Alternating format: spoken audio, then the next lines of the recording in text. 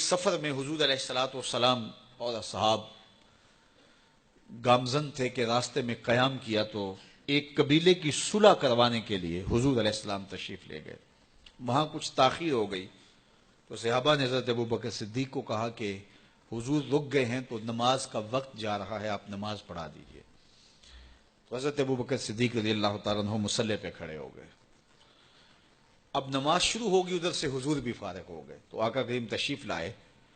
تو آقا کریم علیہ السلام جو ہی تشریف لائے تو صحابہ کی صفیں بندی ہوئی تھی.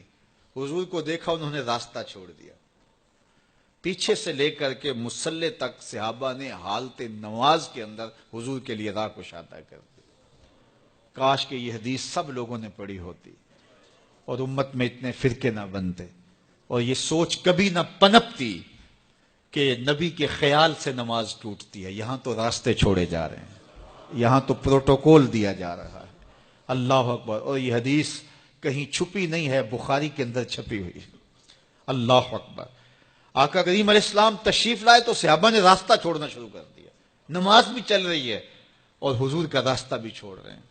بالکل حضرت ابوبکر صدیق کے پیچھے آ کے حضور کھڑے ہو گئے.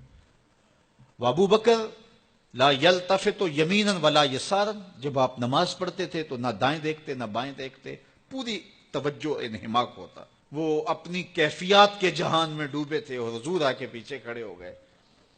صحابہ نے اپنے ہاتھوں کی پشت پہ ہاتھ مارنے شروع کر دیے. مکعن و تس دیا قرآن نے. تالی لگانا، سیٹی مارنا یہ شیطانی اعمال ہیں، لیکن ہاتھ کی پشت پہ ہاتھ مار کے متنبع کرنا یہ مختلف مواقع کے اوپر یہ جائز ہے.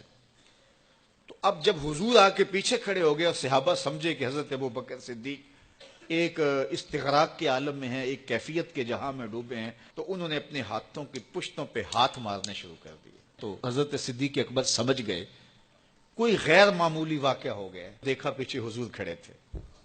اللہ اکبر. تو حضرت صدیق اکبر مصلی سے سرک کے پیچھے آنے لگے تو آقا کریم نے اشارہ کیا رکو، نماز پڑھاؤ. سیدنا صدیق اکبر اس کے باوجود پیچھے آ گئے. کبھی ہوتا ہے حکم اور کبھی ادب آگے ہوتا ہے. اللہ اکبر.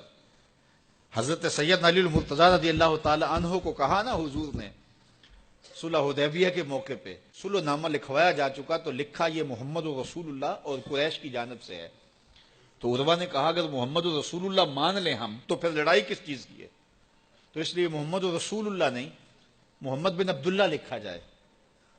تو وہ اس بات پہ بضد ہو گئے اور اگر ایسا نہیں ہوتا تو معاہدہ ٹوٹ رہا تھا. تو حضور نے حضرت علی المرتضیٰ سے کہا کہ چلو رسول اللہ کا لفظ مٹا دو. عرض کی میں تو نہیں مٹاؤں گا، میں تو نہیں مٹاؤں گا، یہ نام میں تو نہیں مٹا سکتا. پھر حضور نے خود مٹایا. اب یہاں حضور نے کہا ابو بکر رکو، لیکن حضرت ابو بکر نہیں رکے، پیچھے آ گئے.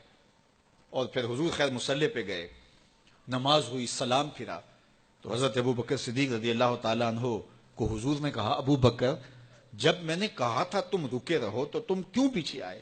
تو سنو حضرت ابو بکر نے کیا جواب دیا رضی اللہ تعالیٰ عنہ. کروڑوں سلام، لاکھوں عقیدتوں اور نیاز مندیوں کے خراج ان کی چوکھٹ پہ.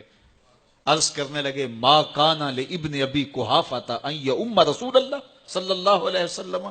حضور ابو قحافہ کے بیٹے کی جرت کب ہوئی کہ رسول اللہ کے آگے کھڑا ہو کے نماز پڑھائے؟